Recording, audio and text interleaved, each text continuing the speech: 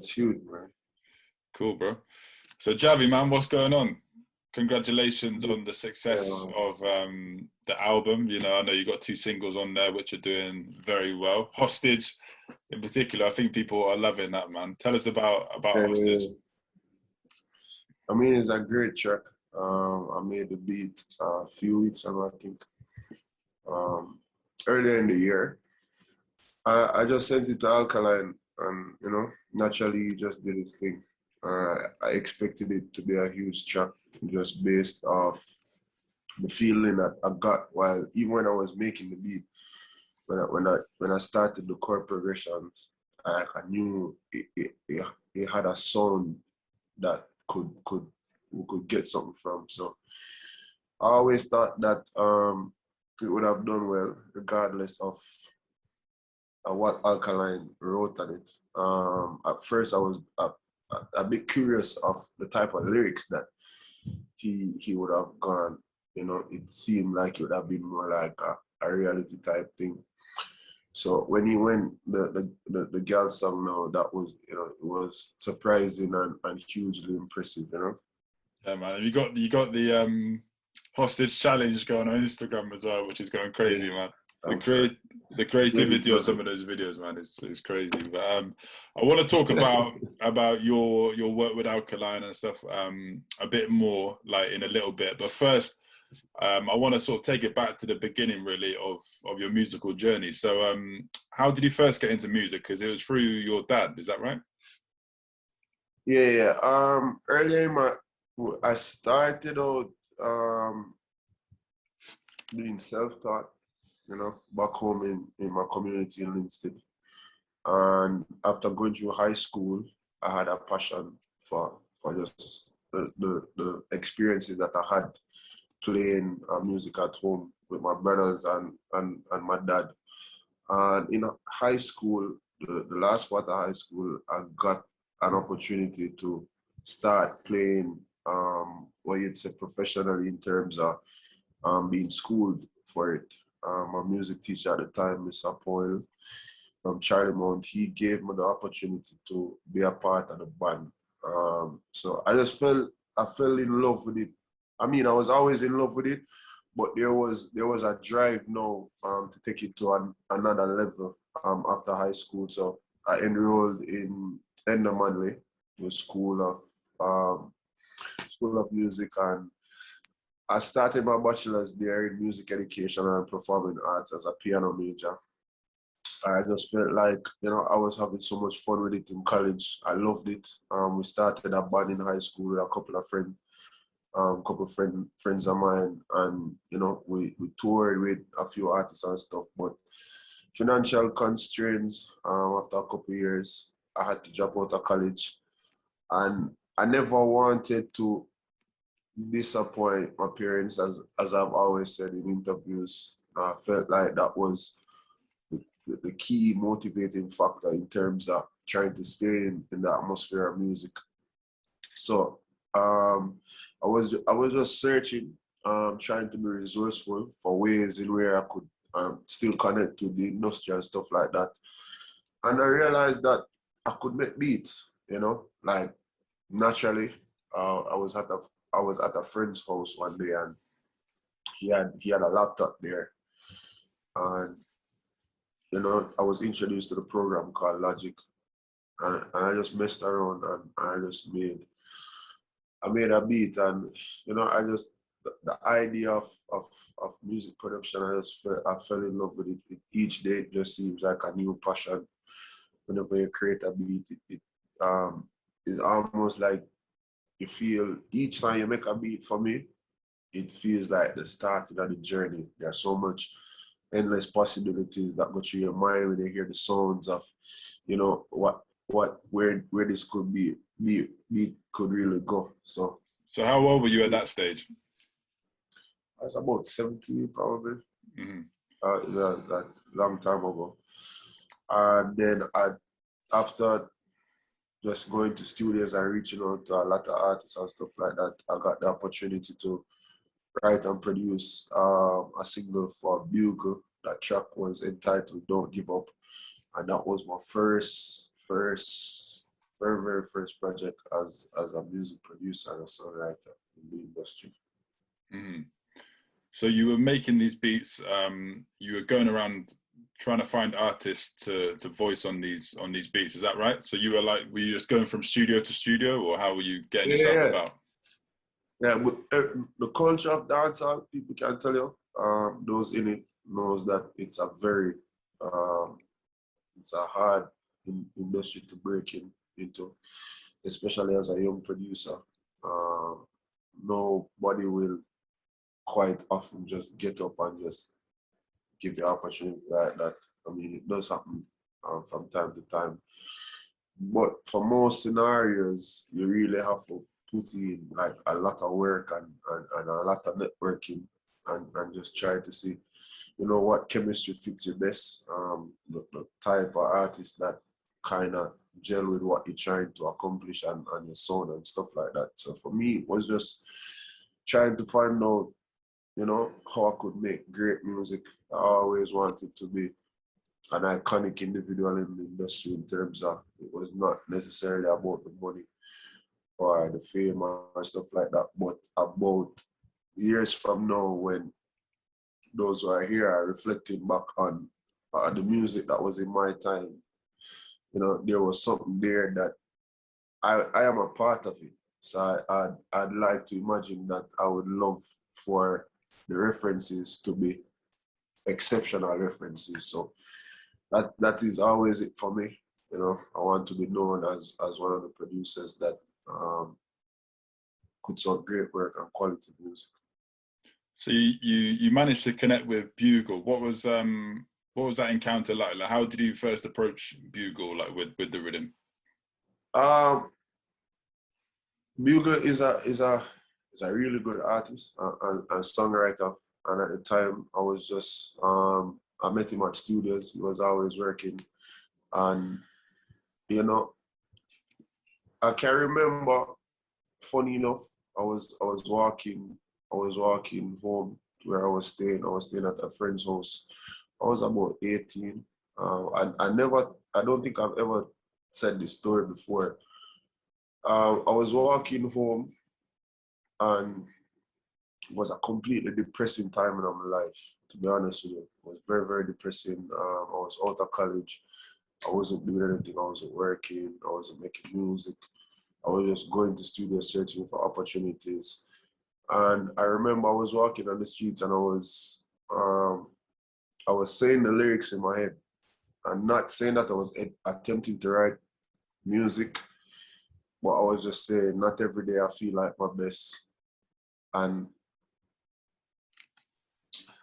I can remember when I was almost home, Bugle Joe was driving towards me. It was mind blowing because not every day I feel like my best.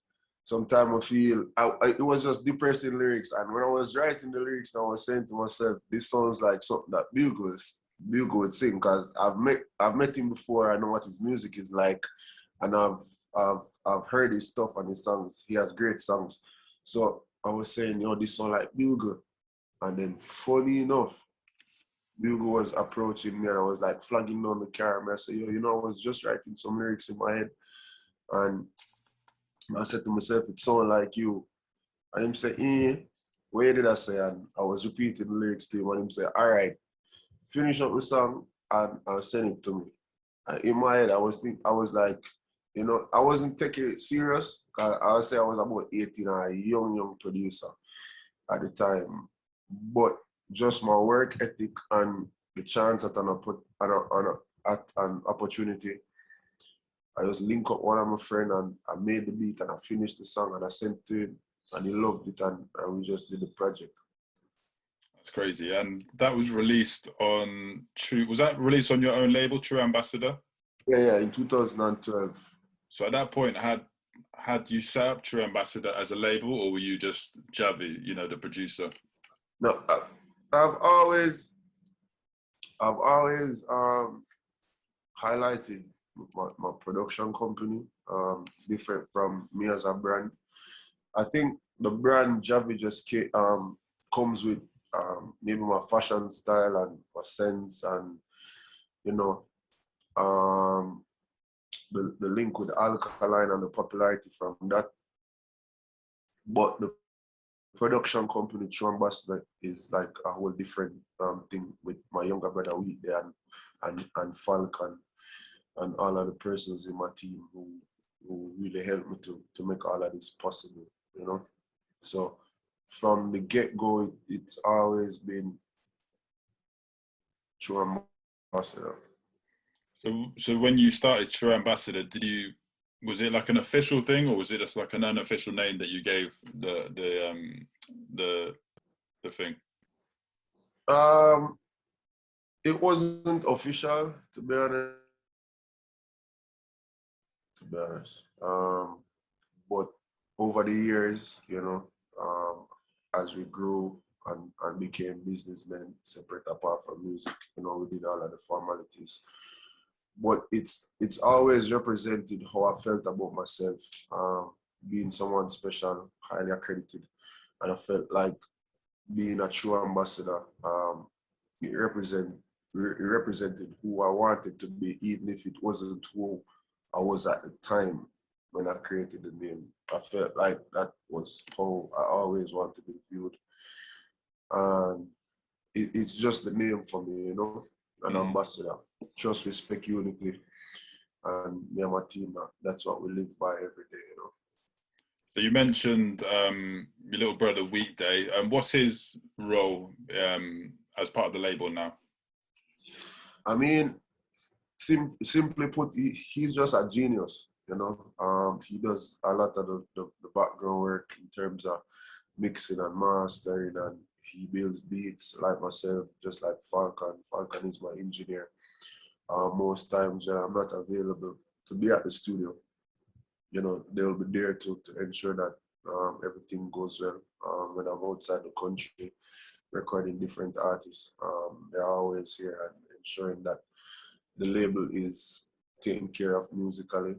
They're all musicians. They all know how to make beats and to record and use Pro Tools and all of the necessary softwares that are related to music production. They're skilled individuals. So to put it simple, they really just make my life easier. Mm-hmm. Yeah, for sure. So you mentioned, you know, the link up with Alkaline, and I think that's what most people kind of associate the brand Tru Ambassador with now. You know, some of the most successful songs are with Alkaline. How did that link up first come about? It's the same tenacity as I told you earlier in the interview in terms of reaching out to artists. That was it for me. I was reaching out to Alkaline over again. I think by now his team probably would have been overwhelmed at my approach. So when was this? Like what sort of year? This was like maybe in 2014, 15. I was reaching out to him for years before any form of success, you know. I remember mostly I used to communicate with his sister, that is his manager now, Karina. So after reaching out somewhere, you know, I sending beats. Magically, one day I got a phone call, and believe you me, I could not believe it was Alkaline. I will tell you that in the humblest way. I was never expecting a phone call. You see me? And it was one of the most relieving days of my life in terms of the work that you put in as a music producer and the disappointments, you know, and the rejection and people, you know, kicking you out of them studio and people not giving you opportunities and stuff like that. And this was a massive time in his career in 2016. So getting a phone call from Alkaline, it felt like, as I've always described it, things were going to be okay now, you know? Things were going to be okay. And what song did he want you to? Was it, because the first song I think I heard that I knew about on your label was My Love? Was it a song before that? Yeah. That was the first project. Previously, I've done work for other producers that recorded him. because over the years I've built a lot of beats for like all of the major artists in the industry, like everybody. So for quite a few years, I was making beats for producers that probably would have recorded it. But the first project I did with him was My Love. It was one of my favorite beats. It was an incredible project. You know, the song, I can remember hearing it for the first time. You know, it was an overwhelming feeling and much appreciation to Alkaline for that. It was a game changer for me in my career. And as I said before, when he called me, it was like things were gonna be okay now, and that's how it felt. Releasing that project, you know, people reacted to it amazingly. It was an incredible project. I would give thanks to Alkaline for that. So how did that conversation go? Like, what did he say? Like, I want a beat, or did he have a specific beat in mind that he wanted to use? No, just did I say Wagwan, to be honest. It was like, yo, Wagwan. And really and truly, like, I was stunned. Is it? I was stunned. Funny enough, I was playing some Alkaline music in the background. Is it? So he didn't call. It was like, yo, Wagwan. And I was like, damn, man, I would tell you, I was shocked at the time. And like you must say, if everything good, I must say, yo, where I work for now? I must say, yo, you know, I have some beats, some little bill and stuff. And him say, yo, all right, text me on this number and send what you have to me. You see me? And that was how it started there, you know? So it wasn't like him would call me and I said, yo, like it was a musical thing, like him just I say, yo, just probably just a try to build a connection. And, you know, we exchanged a couple text messages, like him asked me where I'm from and whatever and stuff like that. You know, and then I sent beats. I probably sent too many beats at the time. You know, I sent everything. So how long was it between then and My Love being recorded and released? I think it was the other year. So that was in 2016 and in 2017 we did My Love. Mm-hmm. And with My Love, did you link up in the studio at all, or did you just send him the beats and that was it? No, it was just I just sent the beat. I met him once. After that, like a few weeks after he called me. I met him once in the studio. He was working on some stuff. I played some beats, and then I sent he had My Love, the reading for My Love. I had sent it in an email, and then after that it was just pure work after that. Mm-hmm. And what was that first encounter like for you? Because obviously, you know, he's someone that you've looked up to for a long time. Yeah. Did you feel like how did that go? It was a subtle moment in terms of, you know, there's this anxiety and anticipation. It's almost like it's an unreal kind of situation. So you don't necessarily react.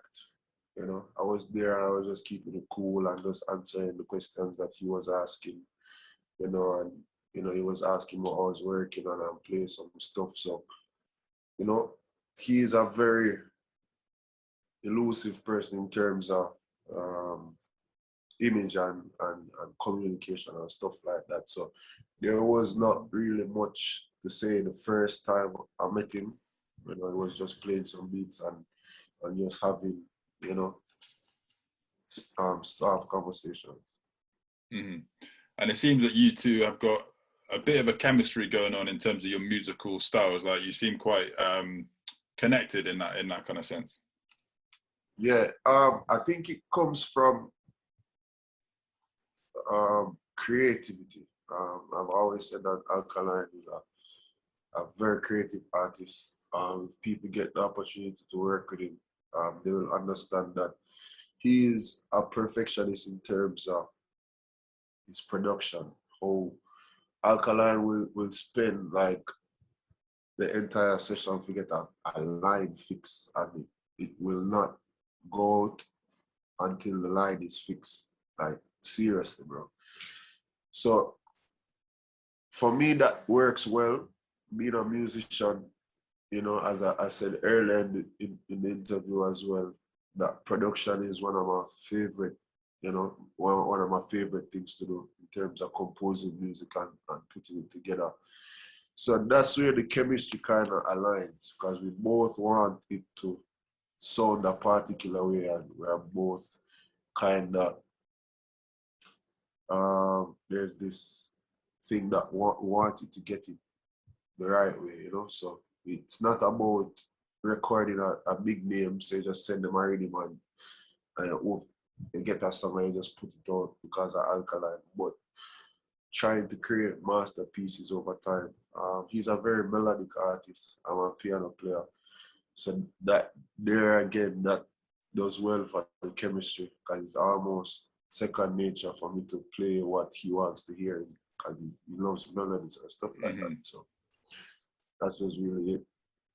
Yeah. So what's it like being in a session with Alkaline? You know, you mentioned he's a perfectionist. You know, spends a long time just getting one line right. How does that sort of compare to other artists? Like, is it something like on another level, would you say, that you've experienced? There are a lot of he's great at what he does in terms of, it's just magic in terms of how he comes to the studios with his lyrics. I've seen it with Mavado as well.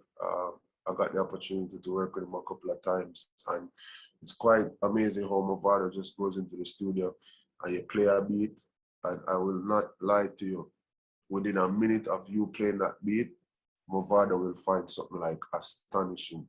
The first time I experienced that, it was, you know, it was incredible. And I think that is why I love working with artists that love melodies and stuff like that, because Mavado is a really good singer. You know, there's always this presence about chord progressions, especially, that sound so melodious, and artists like Alkaline and Mavado, they really, you know, thrive on melodies. I think the new era in terms of the kids nowadays that are buying music, melody does a lot for them. And as I say, it's just amazing how they work.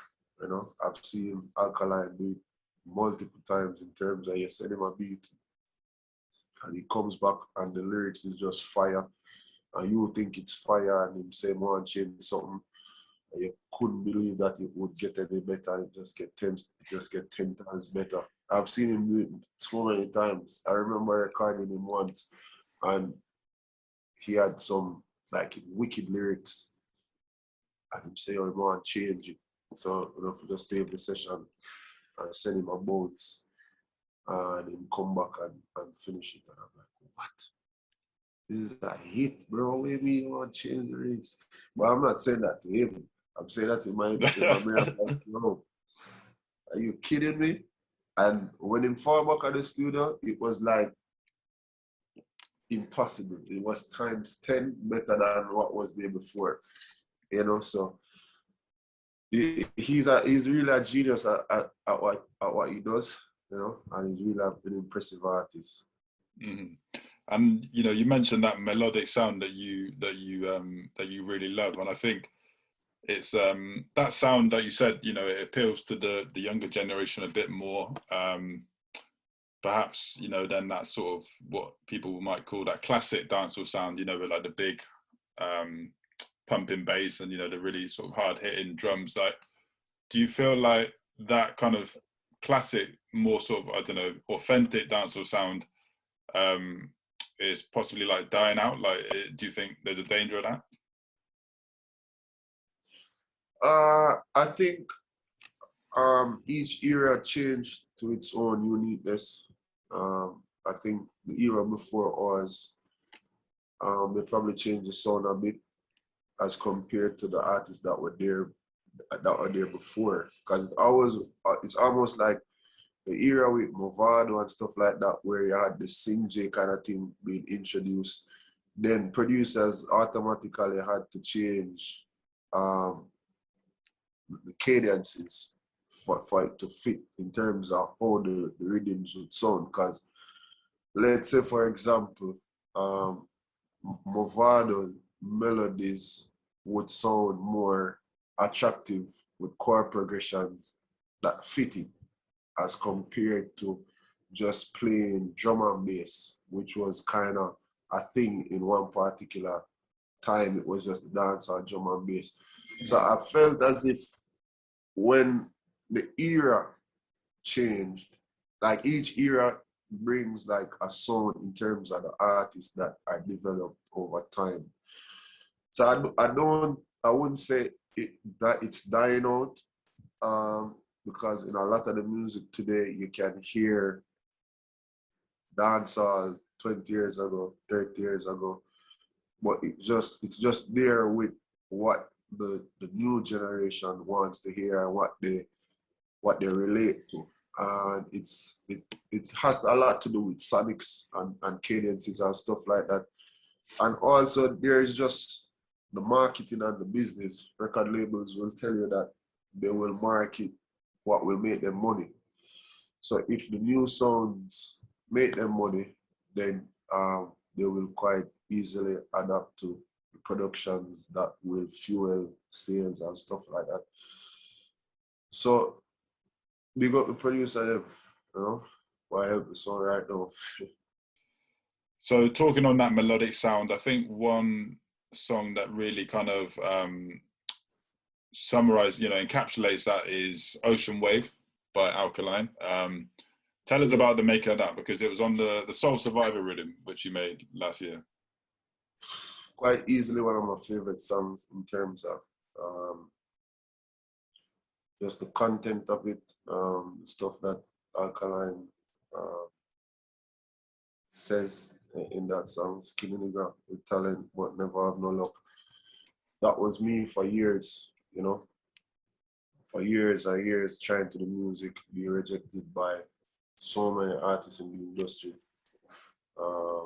being looked down on, persons would have never imagined that, I would have become one of the names to be mentioned in the new era. So that song is quite easily, one of my favorite songs. And again, it's just quite phenomenal how Alkaline does music. We've had the song, and we just released it at the right time. Mm-hmm. I felt like that was key for me. I'm very appreciative of that moment. Of all things, was the time when we put out that song. It was after the accident. Yeah, so tell us about the lead up to that, because obviously you had that accident. Tell us about like the following like days and weeks after that crash. After a couple of days after the accident, Alkaline reached out to me, and he was saying that I should use the opportunity to let people understand that, despite what you're going through, you shouldn't give up, and I felt like Alkaline is very protective in a sense of the people that are around him, and his circle is big on family and friends.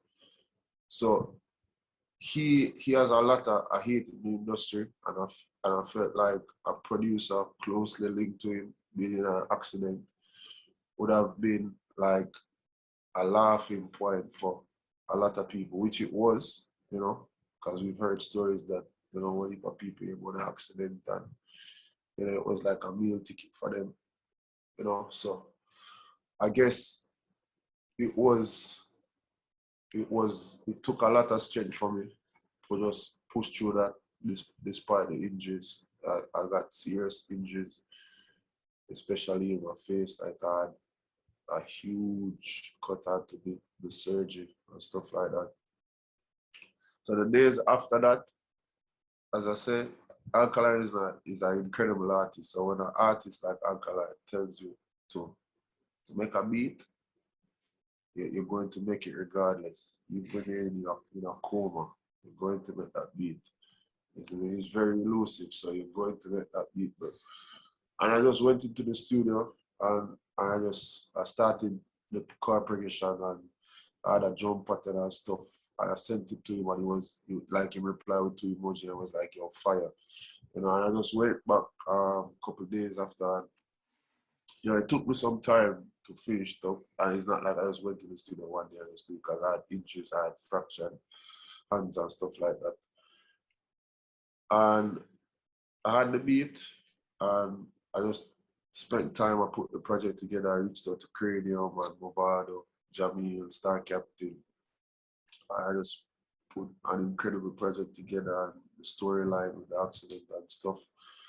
And I just wanted to put it out for persons to just see that experience in my life. And it just ended up being a massive, massive project. So it's called The Soul Survivor Rhythm. Was that the first song on the rhythm? No. If I can remember, I mean, it was a little while from now. Alkaline had the beat first. I think I sent it to Cranium, Jahvy Ambassador. I don't know about everybody got it at the same time, but when I made it, Alkaline was the first person that had it. And when you made the Ocean Wave, like, did you just get a sense that it was going to be a hit? Massive. It was a sure one. And then you dropped Ocean Wave. Did you drop Ocean Wave and Gal Policy at the same time, like pretty much? Yeah. Because it was a compilation. The Soul Survivor Rhythm. So all of the songs were released at the same time. So I remember hearing Ocean Wave and thinking like, wow, that's huge. And then Gal Policy came along and it was like, that just blew up completely. Was that like, did it go viral like instantly, like Gal Policy? Like, did it blow up straight away? I felt like I felt like there was an instant response to it. Would have been like a huge thing, but it never went from 0 to 20 odd million views in a day. Like it took some time, but based on the nature of Cranium's career and where he kind of gets his traffic from, it was kind of evident that it would have been something big, because Cranium normally does well on streaming platforms like Apple Music and Spotify and stuff like that.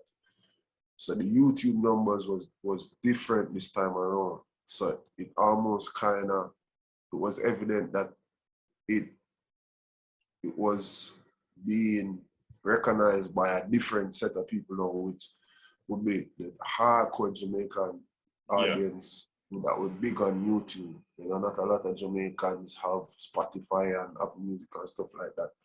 So the traffic on YouTube was wild in the first couple of days. And I felt like we just used that as like a light bulb to just say, yo, let's just sit in on the project and do some marketing with his team, Pewy and everybody, they just went hard. We did a lot in terms of promotion and social media marketing and stuff like that. Yeah, man, that's crazy. Like the reaction in the UK to that song, like I think it was probably the biggest song in the UK for last year, that Gal Policy. Even though I think I prefer Ocean Wave, but like, it definitely appeals more to that maybe female market as well, which obviously Cranium's got a big female audience. So so fast forward then to just now. The new album's just dropped, Top Prize. Did you know that Ocean Wave was going to be included in that from the get-go? Yeah. So when did that? When was it confirmed that the Top Prize was coming? I think it was. We did a show in in, I think it was Tampa. Um, if it wasn't early February, it was late January, March. I think it was February though. Um, and he just announced to his fans at a concert, that early spring they would get the album. Mm. And it was kind of like exciting, do you know what I mean? Because it's been so long since he's released an album. I think people were kind of highly in anticipation for this, maybe more so than it would be for other projects, because it's just been so long since the debut album. Yeah, as a lot of people will know that Alkaline is very strategic in terms of his work ethics and his marketing and stuff like that. So I think he knew that it was the right time for it, and over the years he's been so successful. He was the New Level Unlock was like a huge success for him, and he's done so much work in the last 5 years. So you can imagine that present day it would have been just as big a project, peaking at number 6 in the world.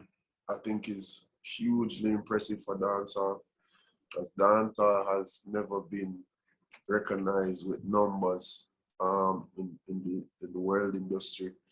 We are recognized as an amazing, fun-filled culture, vibrant culture, but in regards to numbers, we've never been recognized as the industry that does numbers.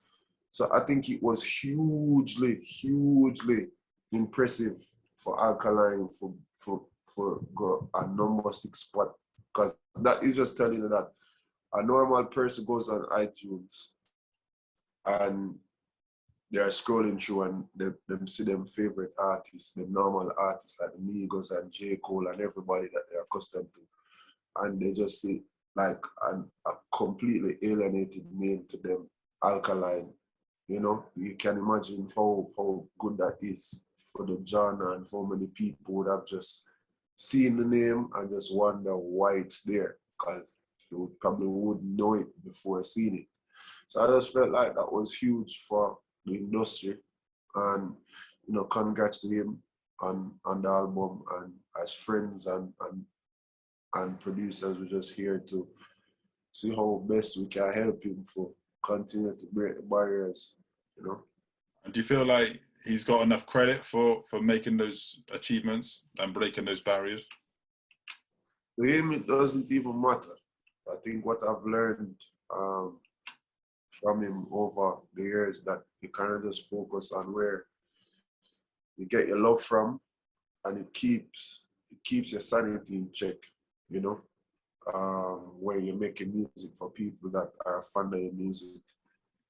Then, the only critique is to outdo your last project, So I felt like for him, it was about pleasing his fans and making sure that, they had a project that they could listen to with New Level Unlock. If we're just an Alkaline fan, you can just browse the two albums, as well as the history of hit singles that he has there. So I felt like that was it for him, just putting out music that his fans, would appreciate. I'd never heard him make talks about accolades or charting or achievements. I've never heard him made any fuss about it like we, the producers, do, because most definitely we love those number ones. But I've never heard him made a big deal of trying to chart or anything about of the sort. It was just mostly about trying to put out music that his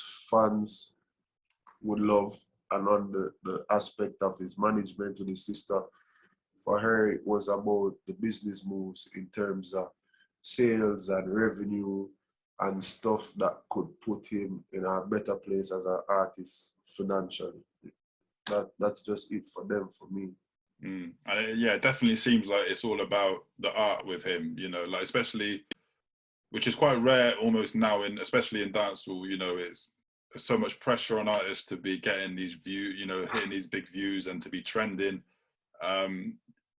Maybe some of the focus then goes away from, you know, the artwork, it's the art itself. And I think Alkaline, as you said, you know, he's definitely focused on that, and he's got his priorities straight in terms of that. I think that it's always good to be hot and trendy. You know, nothing is wrong with that. Nothing is wrong with trying to be a #1 artist and trying to be the talk on everybody's lips. But as an artist, you have to know when to evolve and when to grow, and when it is not necessary to say certain things or sing about certain things, and just kind of put yourself in a different space. So a lot of the stuff that people would consider trendy, Alkaline has matured past a lot of those stuff, so it would be quite unnecessary to even mention some of those stuff. So it goes with the territory. If you feel like you're in the position now where you need to be hot and trendy and say hot and trendy stuff, you know, that's fine. You know, but I think for him, he seems to have matured past trying to be hot. It's almost it's second nature to him, because I mean, you can't even get Alkaline for using social media account. You have to literally beg him for post something.